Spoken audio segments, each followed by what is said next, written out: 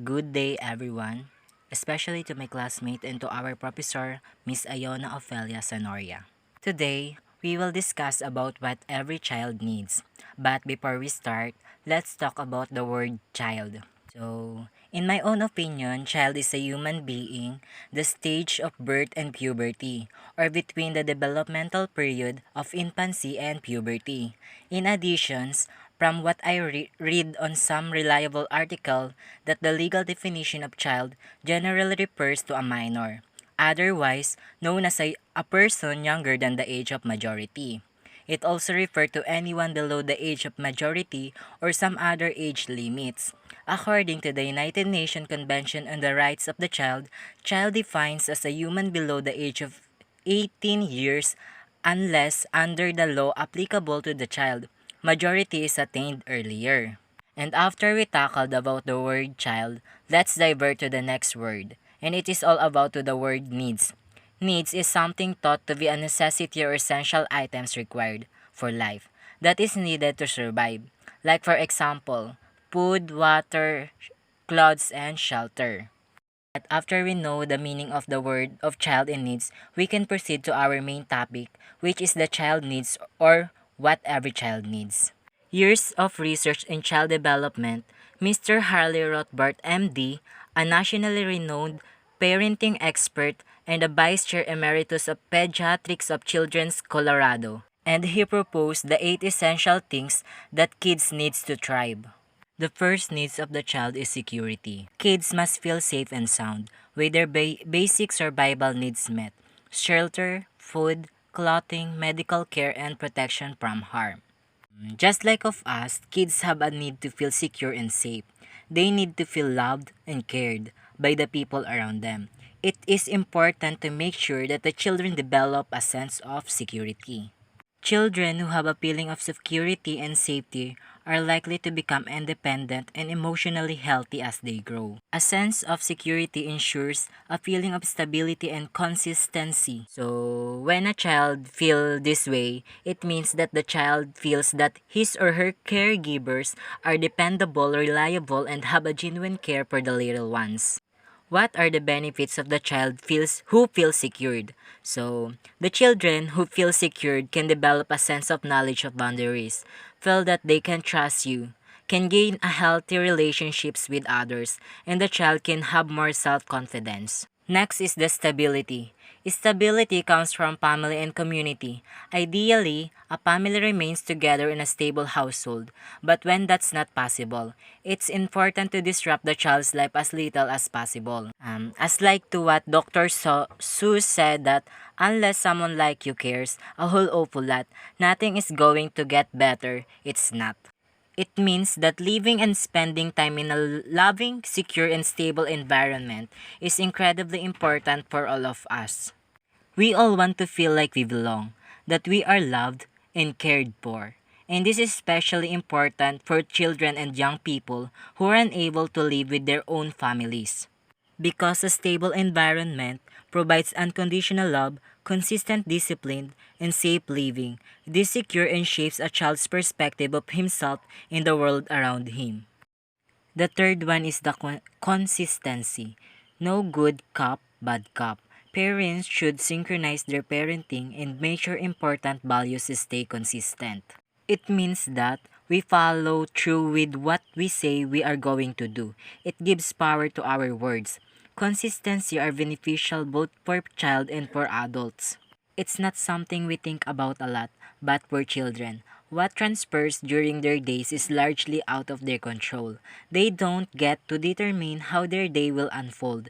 They're simply expected to roll with it, while the parents try to balance all the things and keep the child and everyone safe and fed while doing so. Next is the emotional support.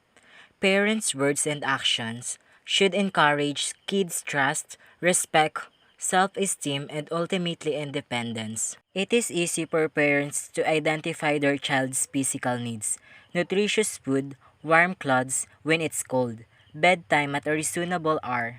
However, a child's mental and emotional needs may not be as obvious. Good mental health allows children to think clearly, develop socially, and learn new skills. Additionally, Good friends and encouraging words from adults are all important for helping children develop self-confidence, high self-esteem, and a healthy emotional outlook on life. As a responsible parent, give an unconditional love because love, security, and acceptance should be at the heart of family life. Children need to know that the parent's love does not depend on his or her accomplishments. Nurture children's confidence and self-esteem is part of the emotional support that the children needs to thrive. As a parent, should praise their child because the attention of the parents can help to build the child's self-confidence and self-esteem. Additionally, here are some tips for the parents to support their child for having a good mental health. Setting a realistic goals. Being honest. Avoid to make a sarcastic remarks and encourage them to play. And also, here are some of the suggestion and guidance and disciplines. Be firm, but kind and realistic with your expectation. Set a good example. Criticize the behavior, not the child. Avoid nagging, threats, and bribery, and so on. So as a parent, they should always remember that the goal is not to control the child, but for him or her to learn self-control. Love. Saying and showing you love your kids can overcome almost any parenting mistakes you might make. Even when your kids have disobeyed, angered, frustrated, and rebelled against you, show them you love them and that you'll always love them. So, as a parent, it is important to give your child love and affection. Love and affection are essential to a child's healthy brain development. A child's feelings about themselves, how confident they are, and how will they cope with stress are all affected by the way their parents respond to them. If the parents have a warm, loving, and affectionate relationship with the child, it will help them feel safe and secure. This sense of security is known as bonding or attachment. When children feel secure, they are more likely to be happy and confident and be able to handle conflicts and anger. If the child feels secure, they are more likely to be curious and start exploring, which will help them to develop well. So, how does can parents show their love affections toward their child? So, how does can parents show their love affections toward to their children? First, make time for cuddles. Making time to give them lots of cuddles every day will make them feel calm and safe, help them relax, will make them feel more secure and confident, will help them manage upsets and problems as they grow up, strengthen their relationship with you. Next is to make time to play. Because playing together with a child doesn't have to cost much, parents' time and attention is more important than expensive toys. Give a special time because by giving and spending special time together with the child will learn that parents value their company. They will learn that their interests are important and this will help them to be more confident. Next is the education. Make sure your kids get the best possible education for their future. This includes school of course, but this also includes the invaluable life lesson during the time you spend together. In terms of human development, the importance of early childhood education can't be overstated. A child's early years are the foundation for his or her future development, providing a strong base for lifelong learning and learning abilities, including cognitive and social development. Next is the seventh essential things that kids needs to thrive is the positive role models.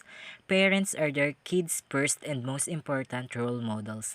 Instill your values and teach children empathy by being the kind of person you want them to become.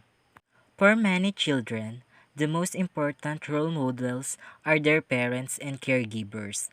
Children look up to a variety of role models to help shape how they behave in school, relationships, or when making difficult decisions. While children do indeed look to the media for role models, parents still are the biggest influence in their children's lives. To increase their influence, parents need to limit the amount of time kids spend watching televisions and videos and increase the time children spend with them. Children are more likely to imitate their parents if the parents spend time with them. In addition, parents should be very intentional about what they role model for their children. And lastly, to complete the 8 essential things that kids needs to thrive is the structure. Structure is the rules or boundaries and limits. Without them, kids are forced to be adults before they are ready and lose respect for you and other adults. Because the structures help the kids learn how to control their behaviors. When expectations and consequences are known, children actively make the choice to behave accordingly or deal with the consequences that follows. If you are consistent with how you respond to positive and negative behaviors, children are more likely to adjust their behavior. In conclusion, children cannot fulfill their needs without adult support. Their youth, vulnerability, and lack of power means that they are dependent on the adult world to ensure that their needs are met. Without these things, children can't grow properly and mature mentally and physically.